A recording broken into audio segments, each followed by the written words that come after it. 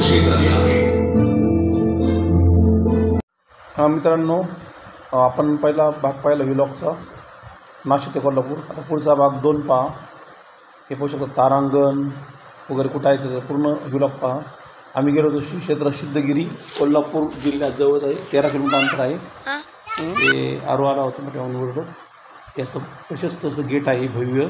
इथं भव्य अशी नंदीची मूर्ती आणि शंकराची मूर्ती आहे, ती पाहू शकता। खूप भव्य दिव्य असं शिल्प आहे, प्रत्यक्ष भेट दिली पाहिजे या ठिकाणी।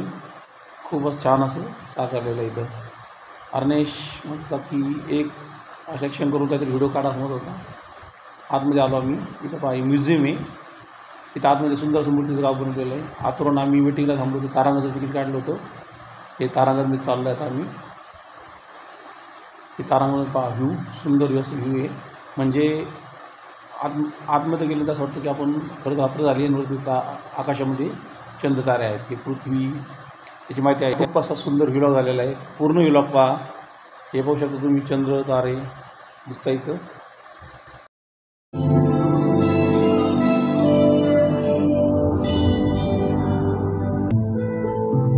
आपलं घर असणारी ही विशाल पृथ्वी अवकाशाच्या पृथ्वीवर हा सर्वात लहान ग्रह आहे।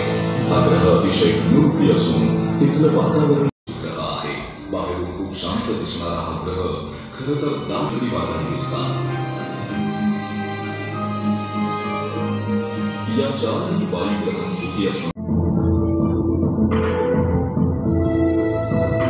युरोपावर भेगायला तारांगण पाहतो तोपर्यंत अर्नेश या ठिकाणी खेळत होता वॉटर बोटमध्ये, आणि नंतर तो घसरगुंडी खेळत होता। तर खूप असा आनंद वाटत होता। त्याला म्हटलं चल आपल्याला जायचं आहे। मग त्याच्यानंतर घोड्या बसायचा हट्ट केला त्यांनी, त्याचा फोटो काढला। इथं भूत बंगला, 3D थिएटर, तसेच आरसा महल, माया महल असं म्हणतात त्यात आहे। हे पहा म्युझियम, हे खूप असं ग्रामीण जीवनशैली साकारलेलं आहे।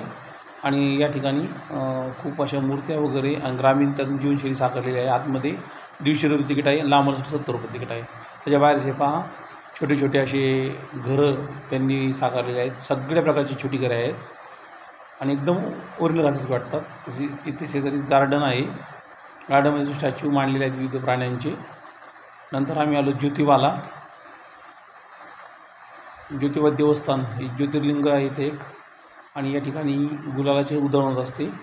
या ठिकाणी आम्ही दर्शन करण्यासाठी आलो होतो। फर्स्ट टाईम मी ज्योतिबाला आल्यामुळं खूप उंच टेकडीवर असं ज्योतिबाचं मंदिर आहे आणि गर्दी पण खूप होती। त्यानंतर आम्ही आलो गोंदावली देवस्थान, दहिवडी तालुक्याजवळ आहे गोंदावली।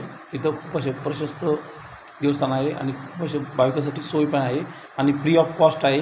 खूप एकही रुपया तिथं आकारला जात नाही चार्जेस। हे पहा खूप सुंदर असं मंदिर आहे गोंदावली महाराजांचं, आणि इथं प्रसाद असतो भाविकांना।